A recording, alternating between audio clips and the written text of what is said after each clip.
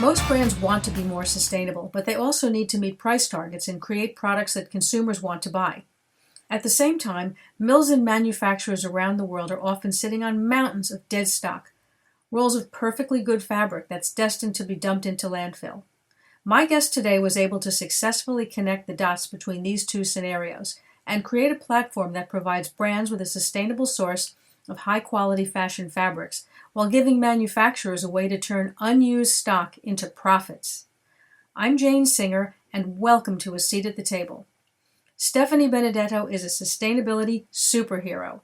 Her vision and relentless efforts to go from idea to a fully functioning service that benefits thousands of brands, retailers, and consumers is making it possible for everyone to make a huge impact on sustainability without sacrificing on fashion.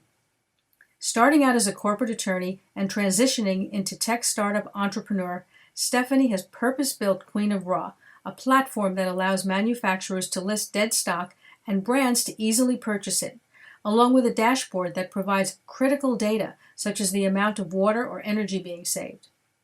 Before we jump into our podcast, if you're struggling to get your sourcing forecast reports done, or you simply want a sharp, organized view of the market, then the current situation in sourcing could be the answer to your prayers. You can find more information in the show notes for this podcast. Now let's sit down with Stephanie and hear about Queen of Raw.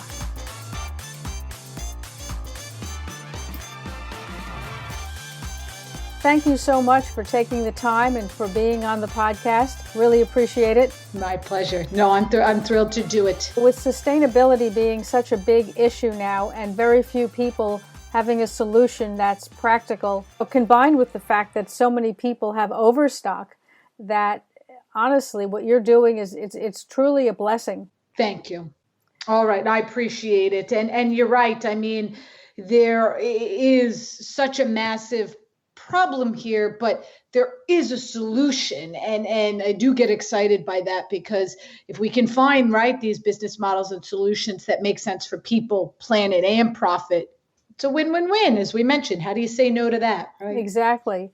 If you wouldn't mind just taking a few minutes and running through exactly what you're doing with Queen of Raw. Absolutely. So, I came from obviously a background in fashion and in textiles. My family has been in this since the 1890s in New York. Wow. So very much grew up around this industry and hearing the old school ways of doing business. And fashion and textiles is just so powerful. But I looked at it and I saw all this waste and unused inventory, from raw materials to finished goods. And it just didn't make sense to me. It doesn't make sense for people and planet, but it also doesn't make sense for businesses' profit. And so I felt like there had to be a better way. And so we built Queen of Raw as a global marketplace for anyone from a student maker, crafter, quilter to the biggest brands and retailers in the world to obviously be able to buy and sell their unused textiles, keep it out of landfill, and turn what would be pollution into profit.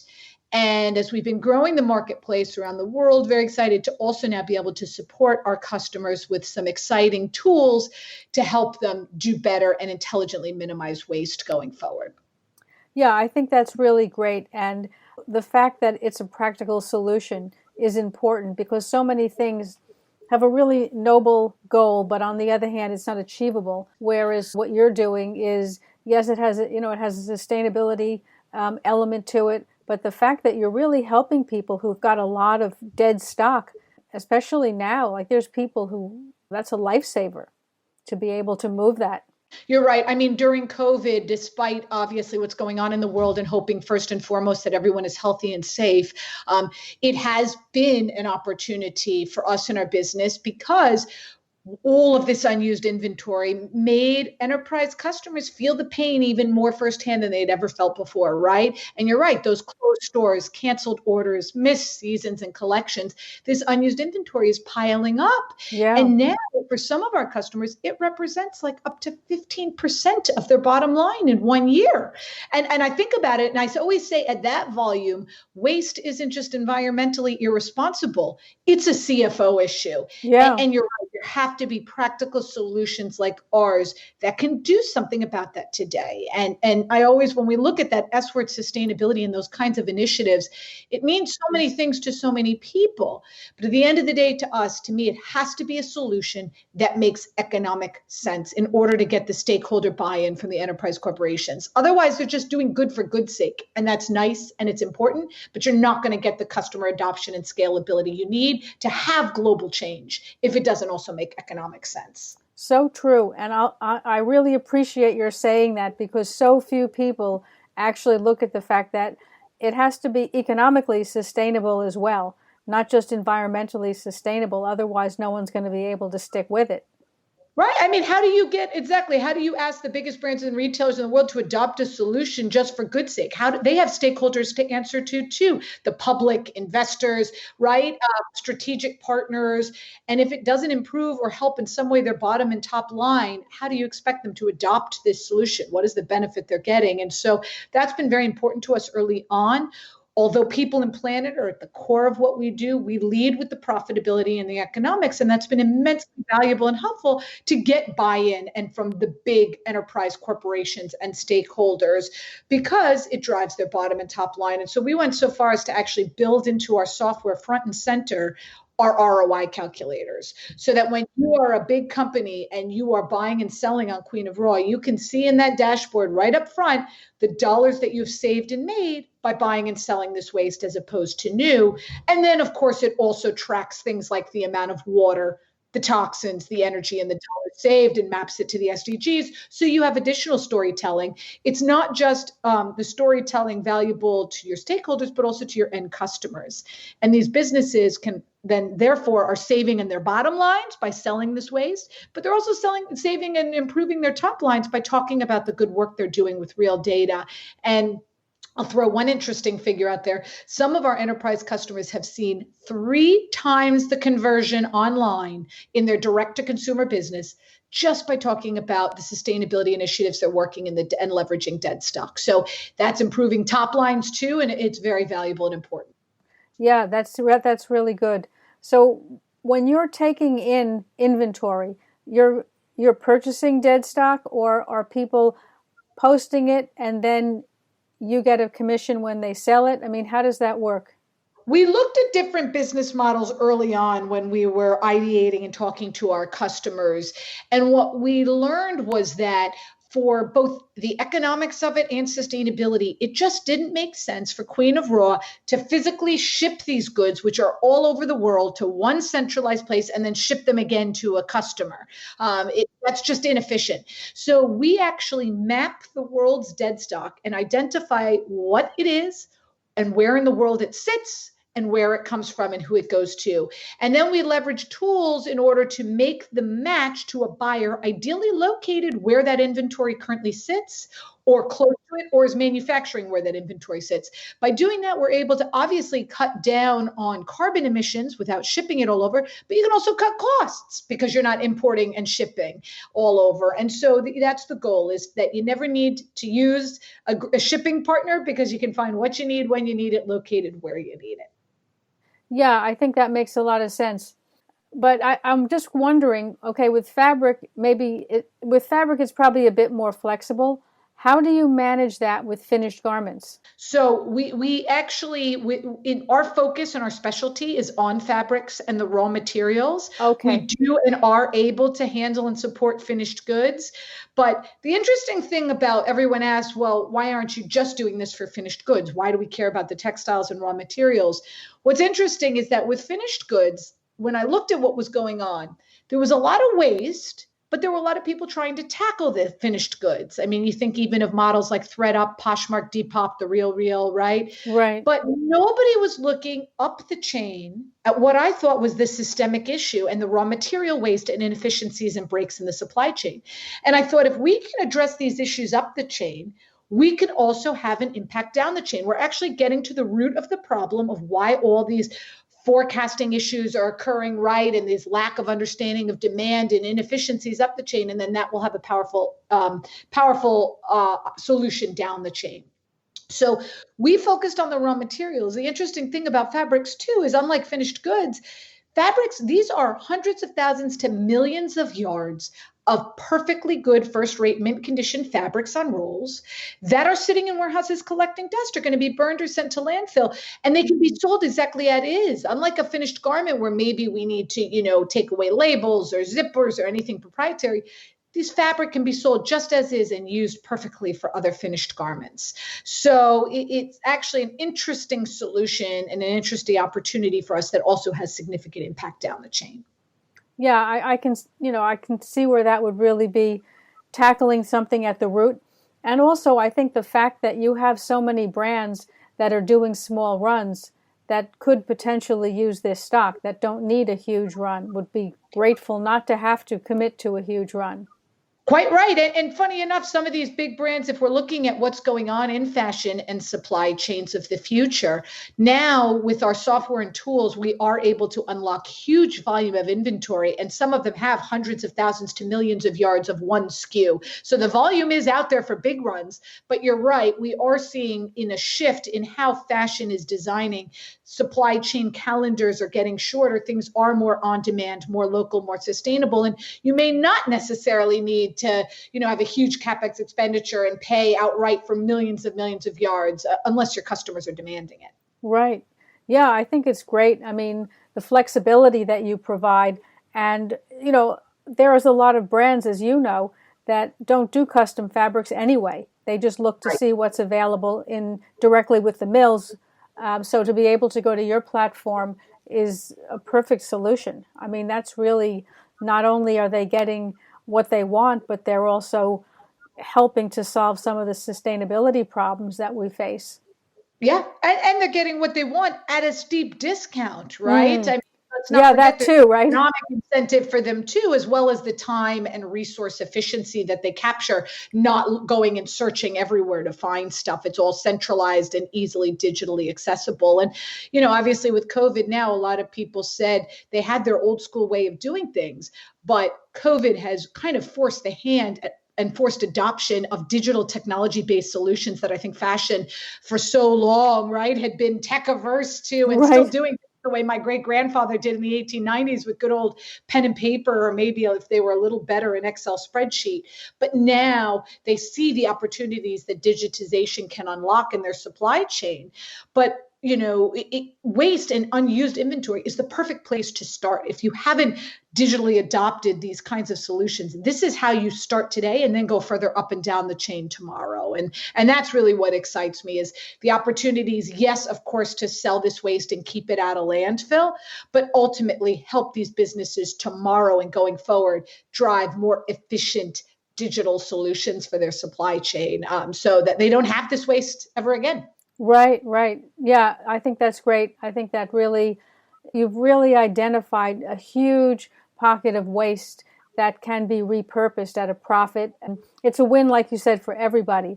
Now, in terms of determining the sustainability aspects of these fabrics, since you're not actually taking them into your physical plant, how are you able to ascertain what criteria they meet?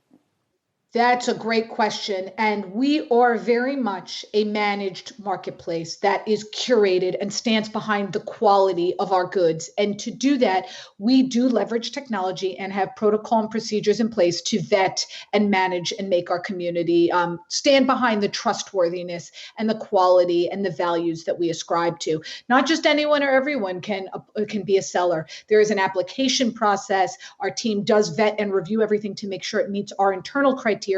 But then, to your point, for every specific fabric, because of our technology tools and our integrations, we are able to verify with integrity to the data we're capturing what something is, what it's made of, when it was manufactured, why it was made, where it sits, and where it goes to.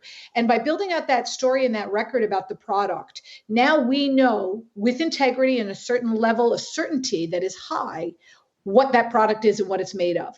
Once I know that, we have built out with MIT and other incredible partners an algorithm that is able to use data and indices to tell us the amount of water and toxins and energy that was saved by reusing that yard of fabric made that way, as opposed to manufacturing new. And that's really what excites us and what we quantify every day.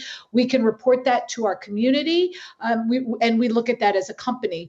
And to date, we've actually saved well over 1 billion gallons of water. Wow. And that's actually enough clean water for 1.43 million people to drink around the world for 3 years. And we're just getting started. So I say that because we are proud of what we do, but never doubt that the small acts that you take and the decisions you make as a business, as a consumer, don't add up and have a massive impact globally. Fashion can literally solve the world's water crisis. Yeah, it's interesting, right? I think people don't realize the aggregate effect of small actions when you're doing them repeatedly and over a large enough group of people. Yeah. That's absolutely true. And, it is important for us to know the different fiber compositions of these, because a lot of people come to our platform, and I'll be very clear, we take a broad view of sustainability. We certify whether it is dead stock that is existing for a certain period of time and sitting in a warehouse and going to be burned or landfilled. And that's why we want to give it a new life. But we do work with leathers and exotic skins, and we do work with, synthetics, and we do that intentionally because if we are able to divert it from waste and landfill and have it be reused in like kind and kept in circulation, to me, there is a value that we can ascribe to that. Now, that doesn't mean it's for everyone. You come to our site and maybe you want to only purchase fibers that are not, leathers and skins and synthetics. And that's fine. You can search by our sustainable criteria. But that is to our goal and kind of why we take a broad view and have kept all of these materials in circulation for longer, because over time, we're actually able to look at not only the impact and that we're having by keeping these textiles in circulation, but our goal is ultimately to see that our community is actually decreasing the amount of waste that it's producing over time. And we actually know that because of the data we're capturing. And ultimately, I want to help textile production decrease the speed and rate at which it's being consumed. And then I think we're having the long-term impact. And that's how we can actually incentivize good behavior and good act in the future, and only make things of value that people want to purchase. Because waste is costly, right? It's inefficient, and we want businesses to run well. Yeah, I think that's a really good approach, and it's a very practical approach. I think that it's more realistic to recognize that people will still be using synthetic fabrics. People will still be using a certain amount of leathers and so forth. Not that people aren't trying to reduce that and trying to produce it in a way that's more sustainable. But like you say, if you're able to clean up the dead stock part of the industry, you've made a huge impact. And frankly, from what you're telling me, it's a bigger impact oftentimes than what people are making by trying to use some of these other processes where you save water on the one hand, but you end up using more energy on the other hand. You're just chasing your tail in some respects. It can be challenging, but look, I'm also very supportive of everyone in the sustainability community. I think that any act that moves us forward in the right direction and has a quantifiable impact is worth noting and of value. And, it does take a lot of different solutions like ours, but others as well, coming together in order to bring about change. So, I applaud everyone who's trying to do good work. The challenge we found in sustainability for a lot of the companies and big brands and retailers is that they automatically thought, when they heard that there's something was sustainable, that it's going to cost them more money. Right. And they had to, figure out where that money was going to come from in their own business model and understand if they were going to recoup it on the end by their consumers being willing to pay more for a good. The beauty of dead stock is it actually saves and makes you money and allows you to offer sustainably impacted goods to your end consumer at the same or cheaper prices. And so it is helpful for customer adoption, especially at the bigger fast fashion brands and retailers who we are proud to work with, because as much as they are part of the problem, they also are a big part of the solution. Oh, for sure. I mean, a lot of them are also making a Herculean effort to be more sustainable and are frankly, in many cases, have achieved levels of sustainability that are better than some other brands that are not fast fashion. So I think you're right. You can't categorize everybody and throw everyone in one big basket. No, and funny enough, when people look at our solution, sometimes they automatically assume that it makes more sense for the haute couture and the luxury group. And yes, we work with luxury haute couture because this waste, this unused material is very valuable to them, of course, because it's high quality. But this is on the flip side for fast fashion, the sheer volume and pace at which things were being produced, the value of that waste has piled up too, just because there's so much of it. So in both cases, it ends up eating a lot of their bottom lines. And when we first started looking at this issue way back in 2014 and talking to prospective customers, they understood it, but they thought it was like a nice to have. Right. They always said, oh, we have a certain amount of liability on the books. Well, fast forward to today, and they realize it's not, it's a have to have, and that it's actually, so in some cases, 10 to 15x or more what they thought they had in unused inventory, and that pain and that value was even more valuable to them now. So I think according to McKinsey's latest reports, it's like a top 3 priority for every C-suite going forward. Yeah, I can imagine that. I mean, certainly with this pandemic, there's a tremendous amount of stock that's piled up.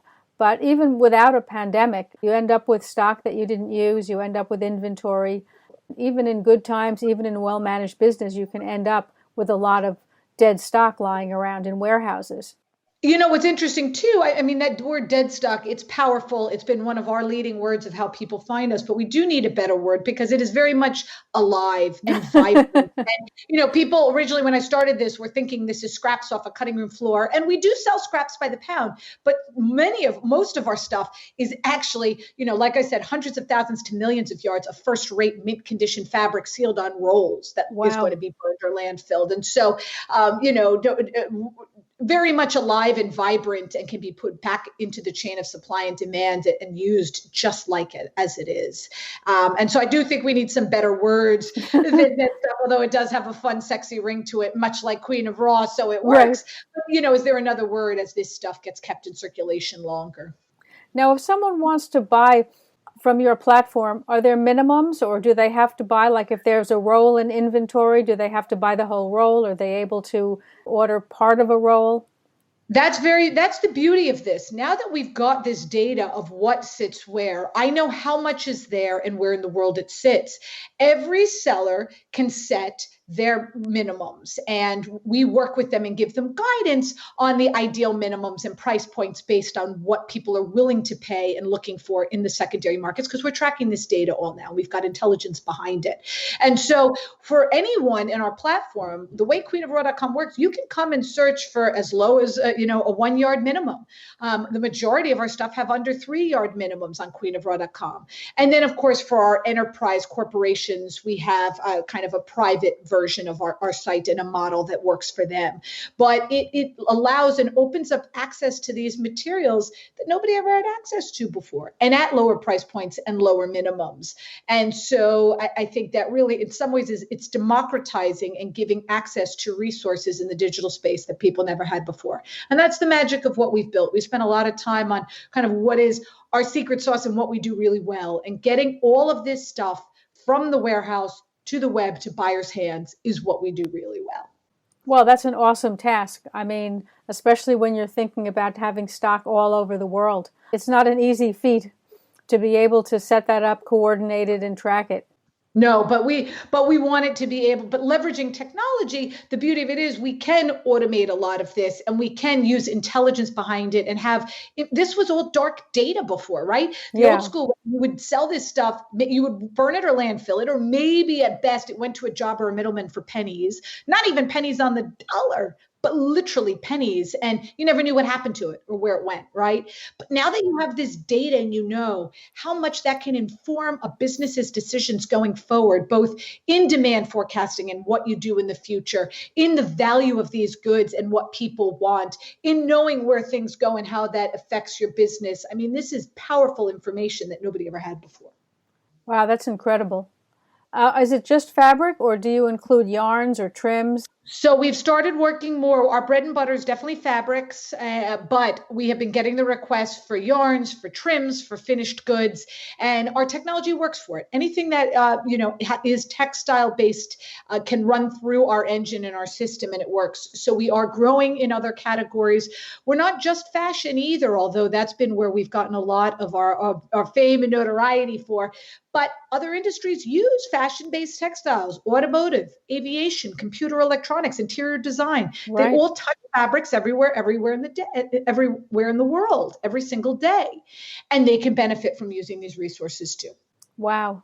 Really interesting and such a brilliant idea. I mean, I give you huge credit for being able to identify this and to be able to come up with a solution. Well, thank you. I mean, by no means are we alone. It takes all of us coming together, and we've had some incredible partners who have come to the table, like SAP and others, to help us with really valuable key strategic partnerships globally, the United Nations and others. So very fortunate and appreciate everyone's support, because to build these kinds of solutions, it takes a community and all over the world to connect the dots, and we're proud to just be a part of it.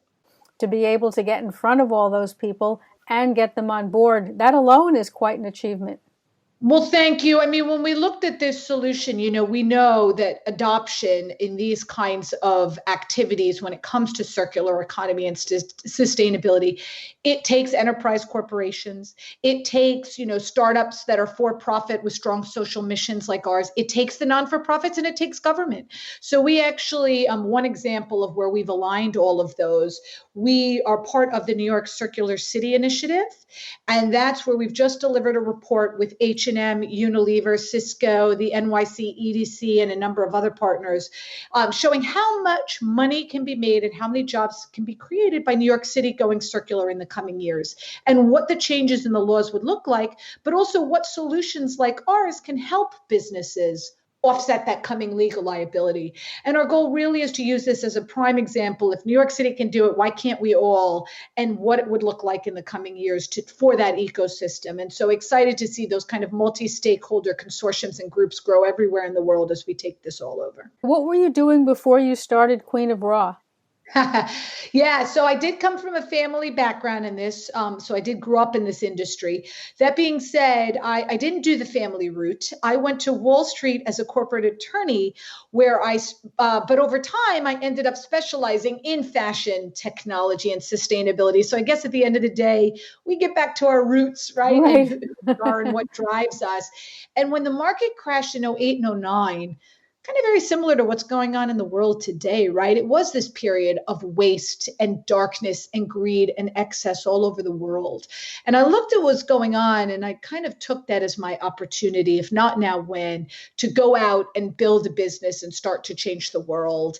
And I had a prior startup to Queen of Raw, which I launched after that market crash. And as we were growing that prior startup, it's actually where I was exposed even more firsthand to this issue of waste. And then I had to build this bigger solution to address this, what I thought was even bigger problem and opportunity. Wow, that's really incredible. It's quite a journey, and I give you a lot of credit for being able to identify along each step of that journey where the next opportunity was going to be and then bring that to fruition. Well, thank you. I mean, as any startup entrepreneur out there knows, right? It's never the most direct, straight route, and it's always about chipping away at the block and overcoming challenges and learning from them and improving the next day. And I think that that's definitely at our heart and our core. There were a lot of no's and challenges early on, but very proud of our team to keep pushing forward and knowing that this was a big problem with a big opportunity and solution. And I think that's very much at the core, obviously, of any startup mentality. And it excites us and keeps us going. Oh, absolutely. So, what's next for Queen of Raw? Yeah, we are very excited. Obviously, we are growing internationally with some incredible strategic partners, doing a lot of work in the EU through a grant, as well as in Asia with SAP and other partners. And just keep now, based on onboarding larger and larger enterprise customers with our software and tools, excited to add even more features and functionality that make it even more valuable for our enterprise customers as well as for our end consumers. And one cool little piece that we are excited to be building out now is a lot of people and a lot of businesses are excited by the work they're doing in sustainability, but they don't always know how to talk about it and how to excite their end consumers. Well, we now, with our technology and tools, have gotten to the point where you as an end consumer can go to a store or online and you can actually scan a QR code with your phone and actually see the journey and the story of that dead stock fabric, of where it came from, of what it's made of who it went to, and of the value it has when you purchase that shirt and how much water, toxins, and energy you've saved by purchasing that shirt.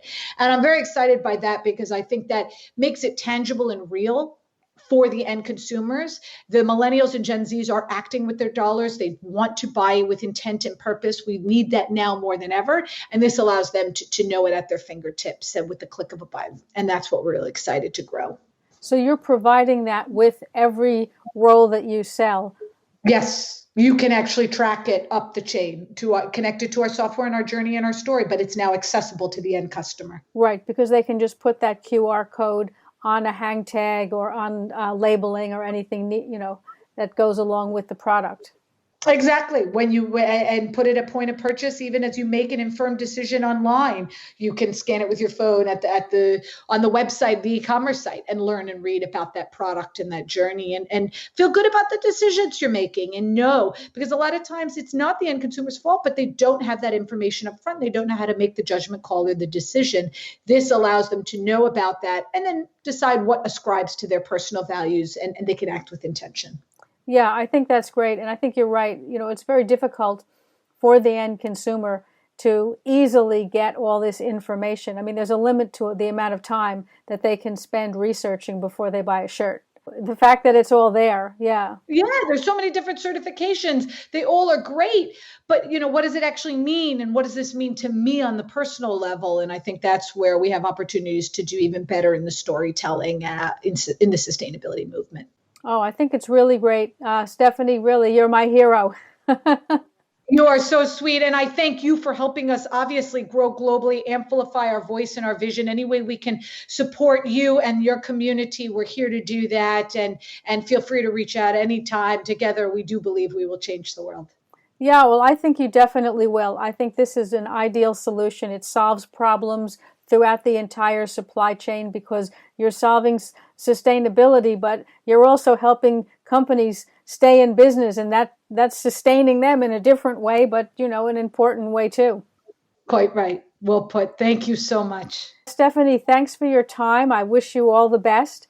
I'm looking forward to seeing all the new developments that you have underway. Appreciate it. Anyway, we are here, and I hope everyone stays healthy and safe.